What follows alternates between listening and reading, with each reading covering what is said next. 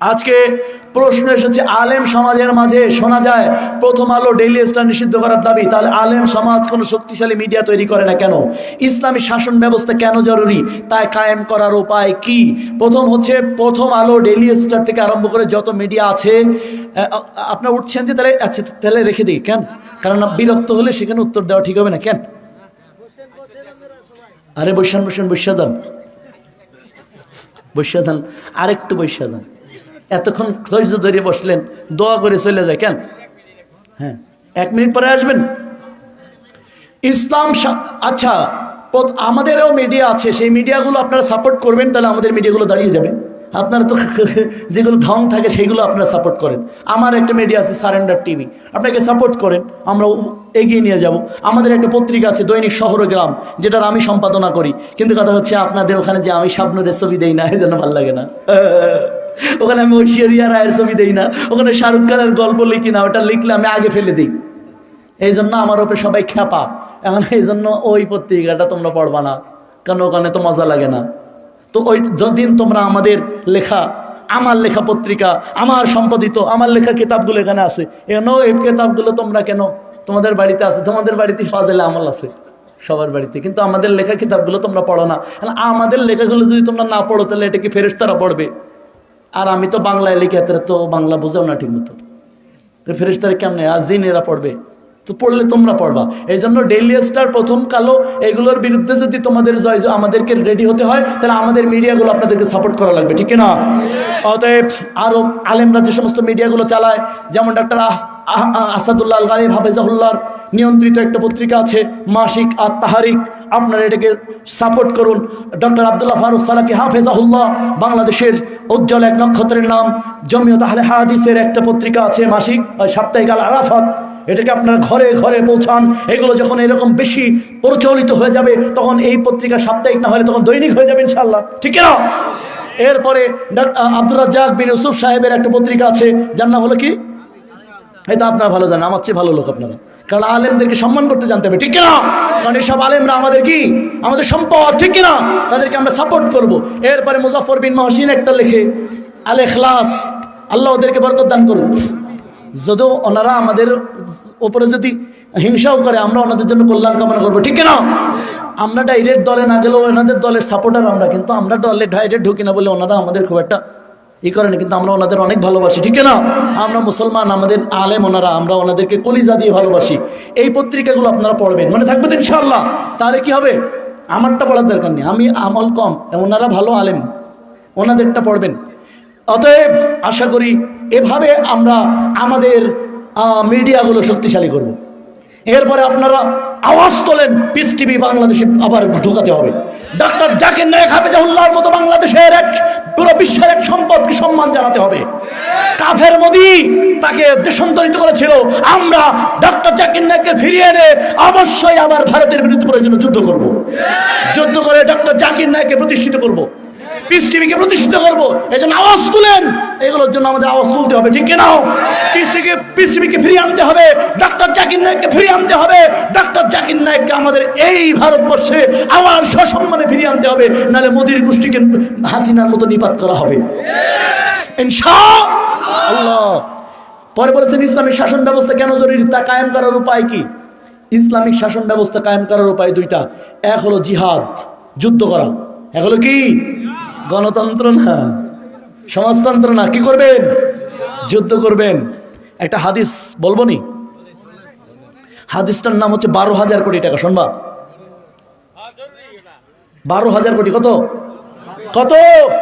12,000 কোটি। আর সাওবান রাদিয়াল্লাহু, খুব সংক্ষেপে বলি, সাওবান রাদিয়াল্লাহু আনহু قال قال رسول الله صلى الله عليه وسلم ইসাবাতান মিন উম্মতি আরজাহুমুল্লাহু মিনান নার ইসাবাতুন তাগজুল হিন্দা।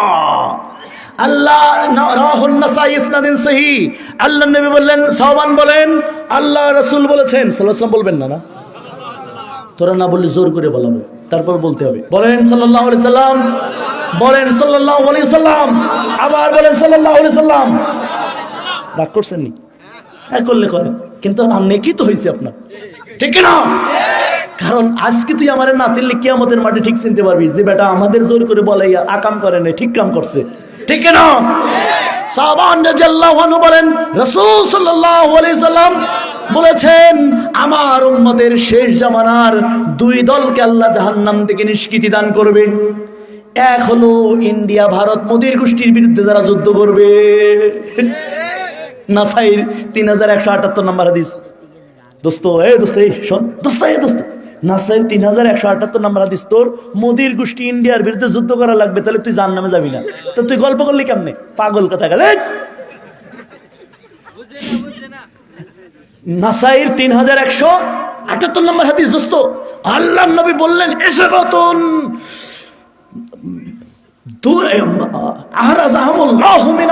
আল্লাহ তাআলা তাদের জাহান্নামের আগুন থেকে হেফাজত করবে। তার মধ্যে ইসবাতুন একদল হচ্ছে তাকজুল হিন্দা, যারা হিন্দুস্তান, তার মানে ভারত, তার মানে ইন্ডিয়া, তার মানে শাহরুখ খানের দেশ, তার মানে মোদির গোষ্ঠীর বিরুদ্ধে যুদ্ধ করবে, তার মানে ইসকনের গোষ্ঠীর বিরুদ্ধে যারা যুদ্ধ করবে ওরা জাহান্নাম থেকে মুক্তি পেয়ে যাবে। তাহলে তুই ইসলাম কায়েম করতে গেলে মোদির গোষ্ঠীকে ঠেকাইতে হবে, মানে যুদ্ধ করতে হবে, কাফেরদের বিরুদ্ধে যুদ্ধ করে ইসলাম প্রতিষ্ঠা হবে, ঠিক না? হাসিনার বিরুদ্ধে যুদ্ধ যেমন করছো তেমন ভাবে পুরা কাফের বিরুদ্ধে যুদ্ধ করে বাংলাদেশের কোরআনের রাজ কায়েম করতে হবে। রাজি আছেন? ইনশাআল্লাহ। বুখারীর 5970 নম্বর হাদিস। আল্লাহ নবী সাহাবা বললেন সুমায়ুন, কোন আমল সবচেয়ে শ্রেষ্ঠ? বলেন আল জিহাদু ফি সাবিলিল্লাহ, আল্লাহর দ্বীন কায়েমের জন্য যারা যুদ্ধ করবে এই আমল আল্লাহর কাছে সবচেয়ে শ্রেষ্ঠ। বুখারী 5970 নম্বর হাদিস। তাহলে শুনলেই হবে, জিহাদ করা লাগবে না, ঠিক না? হ্যাঁ ঠিক। তো জিহাদ তোদের করা লাগবে না, এটা আসমান থেকে ফেরেশতারা এসে করবে। তো জিহাদ করে ইসলাম কায়েম হবে। তোমরা ওই অমুক দলের সাথে কি ইসলামিক গণতন্ত্র করে করবা, মানে ইসলাম কায়েম করবা, তোমরা ডবল কাফের হয়ে যাবা। কারণ ইসলাম কারোর ঘাড়ের উপর চড়া ধর্ম না, ইসলাম একাই স্বয়ং সম্পূর্ণ ধর্ম। যে কোনো ধর্মকে ইসলাম 5 পয়সা মূল্যায়ন করে না। আরে গণতন্ত্র লাঠি মারার মতো জুতাও ইসলামের নাই। যে জুতা দিয়ে গণতন্ত্রকে লাথি মারবো ওই জুতাকে অপমান করা হবে, গণতন্ত্রকে লাথি মারাও জায়েজ নাই। গণতন্ত্র কি এমনি কবর রচনা হয়ে যাবে, ওর ধারে যাওয়াও জায়েজ নাই। কুত্তাকে লাথি মেরে তাড়িয়ে দেওয়া জায়েজ, কিন্তু গণতান্ত্রিক কোন নেতাকে লাথি মারলে আমার পাকে অপমান করা হবে। ওকে শালা বললে আমার শালাকে অপমান করা হবে, ওকে শালা মানাও জায়েজ নাই। তোমরা গালি বলে এই শালা, গণতান্ত্রিক কোন নেতার অনুসারীদের শালা বলা জায়েজ নাই, তোমাদের শালাকে অপমান করা হবে। ইউসুফ জাহান বলে গেলাম।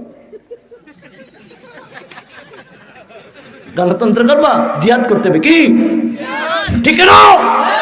আর 2 হলো দাওয়াত। এই যে আলহামদুলিল্লাহ আপনারা যে দাওয়াতি মেহনত করছেন, এই দাওয়াত একদিকে আর একদিকে হবে জিহাদ, এই দুইটার মাধ্যমে হবে ইসলাম কায়েম, ঠিক না? উত্তর গেল। আপনারা বলেন প্রচলিত ব্যাংকিং সিস্টেম হারাম, তাহলে কেন আপনাদের ইসলামিক অর্থনীতি ব্যাপকভাবে চালু করেন না? খুব সুন্দর কথা, আমরা চালু করেছি। দোস্ত তোমরা পারলে আল্লাহর হস্তে আমার প্রতিষ্ঠানে একটু যাইও, সব ব্যবস্থা আছে আলহামদুলিল্লাহ, তোমরা সব মডেল দেখতে পাবা। একজন রাজনীতিবিদ নেতার মাহফিলে দান করার বিষয়ে বলেন রাষ্ট্রীয় টাকা, ইহুদি খ্রিস্টান টাকা। আমার প্রশ্ন, ট্যাক্সের টাকা কই? ট্যাক্সের টাকা যায় কই? ট্যাক্সের টাকা ওই যে বেগম পাড়ায় যায়। ট্যাক্সের টাকা কই যায় তোমরা জানো না? আমার আম্মা জান হাসিনা ট্যাক্সের টাকা কোথায় নিয়ে গেছে তা আমার কাছে জিজ্ঞাসা করা জায়েজ আছে? এটা হাসিনা আম্মার কাছে জিজ্ঞাসা করবা, আম্মা এতটা ট্যাক্স কই গেছে? আমার কাছে জিজ্ঞেস করে। তো এই গ্রামার জানিস তোরা? পাগল কথাকার, এটা জিজ্ঞাসা করবি ওবায়দুল কাদেরের কাছে, আর কয়দিন পরে জিজ্ঞাসা করবি মির্জা ফখরুল আলমগীরের কাছে, কারণ ওরাও পাঠাবে। কারণ ইসলামের বাইরে সব হলো এক দলের লোক, ওরা সবাই সমান, ওরা সবাই সমান। যারা শুধুমাত্র দ্বীন ইসলাম মানে যাদের আখিরাত ভীতি আছে তাদের টাকাই খালি বাংলাদেশে থাকবে, আর যাদের ইসলামের নীতি কোরআনে নাই, যাদের রাজনীতিতে কোরআন নাই, আমেরিকার গণতন্ত্র আছে আর রাশিয়ার সমাজতন্ত্র আছে, ওদের টাকা সব বেগম পাড়ায় যাবে। কাউয়া কাদের হোক আর আলমগীর মামা হোক, সবার টাকা ওখানে চলে যাবে, থাকবে না। এখন ওরা টাকা কই যাইবে ওদের কাছে জিজ্ঞেস করবা। পুঁজিবাদের আগ্রাসন থেকে বাঁচার উপায় কি? ওদেরকে তালাক দিয়ে ইসলাম গ্রহণ করো, ঠিক কিনা?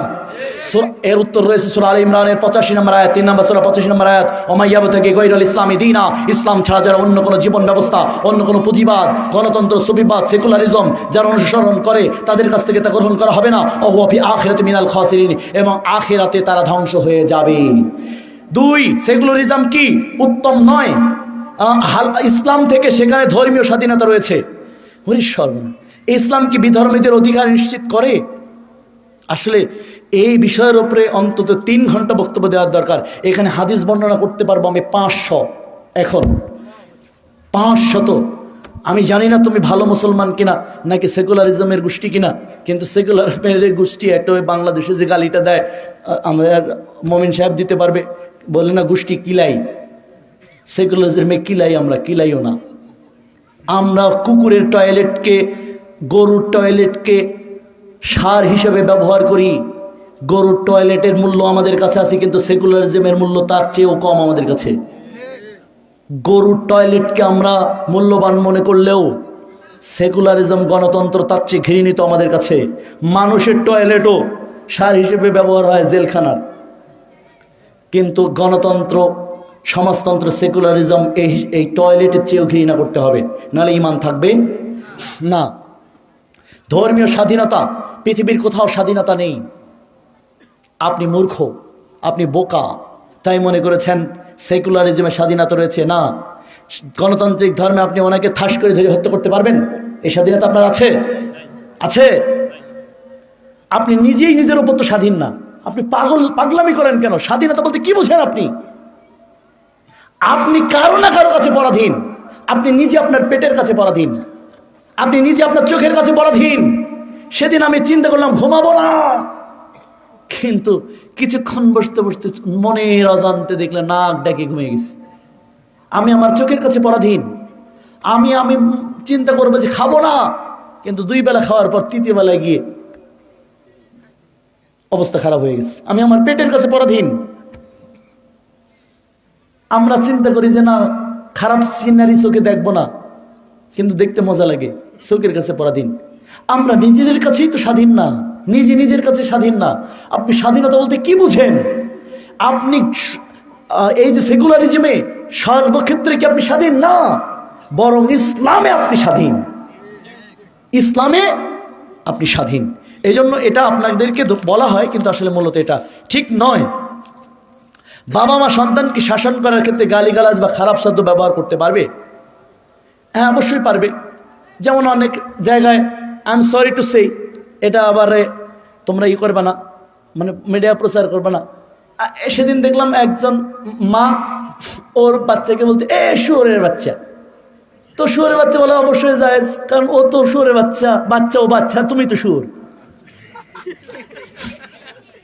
তাই না? তো যে গালি দেয় ও এই গালি দেওয়া জায়েজ, কারণ ও নিজেই শুয়োর, এই জন্য গালিটা দিতে পারছে। আল্লাহ রসুল বলছেন, শোনো, জান্নাতে যাবে কারা জানো? আথাবাল কালামা, যারা মুখে কোনো অশ্লীল শব্দ চয়ন করে না, ভদ্র ভাষা ব্যবহার করে, নম্র ভাষা ব্যবহার করে, কোনো অন্যায়কে মানুষ অন্যায় দিয়ে প্রতিহত করবে না। আল্লাহ সূরা হামিম সাজদা 34-35 নম্বর আয়াতে দেখবেন আল্লাহ তাআলা বলছেন, তোমরা মন্দকে আঘাত করো উত্তম দিয়ে। মন্দকে আঘাত করো কে দিয়ে? উত্তম দিয়ে। তোমার সন্তান কোনো অন্যায় করে ফেলেছে, তুমি একটা অন্যায় করলে গালি দিয়ে, গালি দেওয়া একটা অন্যায়, কবিরা গুনাহ। গালি নয়, গালি নয়। কুকুরের বাচ্চা বললেন, তাহলে কুকুর তো আপনি, আর বাচ্চা তো ও সর্বোচ্চ বাচ্চা, আর আপনি হলেন কুত্তে। তাহলে আপনি গালি দিলেন কাকে? আপনাকে গালি দিলেন, ঠিক কিনা?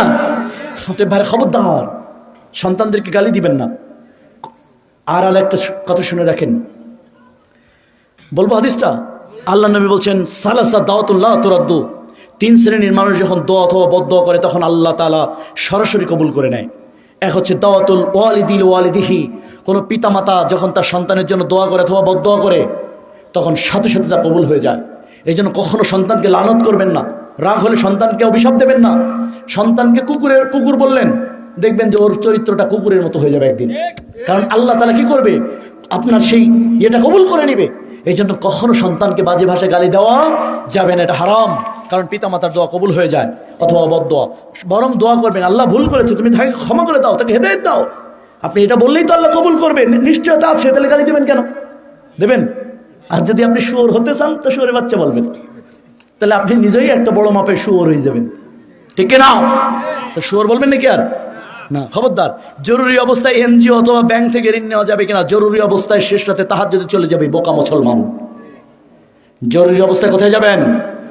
আল্লাহ তাআলা সূরা বাকারার 45 নম্বর আয়াতে বলেছে, এই জরুরি অবস্থা যখন দেখা দেবে, ইয়া আইয়ুহাল্লাযিনা আমানু, হে ঈমানদাররা, আস্তাঈনু বিস-সাবরি ওয়াস-সালাহ, তোমরা সিয়াম পালন করবে এবং সালাতে চলে যাবে, আল্লাহ তোমার জরুরত পূর্ণ করে দেবে। সুবহানাল্লাহ বলেন। জরুরি অবস্থায় ব্যাংকে যাবে মানে ওই জরুরি অবস্থায় ব্যাংকে যাবা না, জরুরি অবস্থায় তাহাজ্জুদে চলে যাবা, জরুরি অবস্থায় সালাতে যাবা। কোথায় যাবা? কোথায় যাবেন? সালাতে যাবেন।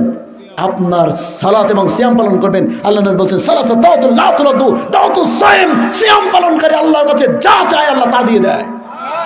ইন্নাল্লাহা ওয়া মালাইকাতাহু ইউসাল্লুনা আলাল মুতাসাহহিরিন, নিশ্চয়ই আল্লাহ এবং ফেরেশতারা সিয়াম পালনকারী বান্দার জন্য যারা শেষ রাতে সাহরি করতে ওঠে, আল্লাহ নিজেই তার কল্যাণ কামনা করে। আল্লাহ নবী বলছে, আল বারাকা সালাসাতিন, 3 জিনিসের মধ্যে আল্লাহ বরকত দিয়ে দিয়েছে তোমাদের। 1000 সাহুর, তোমরা যখন সাহরি করতে ওঠো তোমাদের সাহরির মধ্যে বরকত রেখে দেওয়া হয়েছে। তার মানে আপনার জরুরি অবস্থা কেটে যাবে আপনি যখন সিয়াম রাখবেন। ইসলাম অনুসারে নির্বাচন পদ্ধতি কেমন হওয়া উচিত এবং গণতান্ত্রিক নির্বাচন ব্যবস্থা ভোট দেওয়া যাবে কি? হ্যাঁ, ভোট দেওয়া যাবে, তাহলে কাফের হতে হবে, কাফের হয়ে যেতে হবে। হিন্দু যেমন একটা ধর্ম, হিন্দু ধর্মের যেমন একটা ইবাদত মূর্তি পূজা, গণতন্ত্র একটা ধর্ম, গণতন্ত্রের একটা ইবাদত হলো ভোট।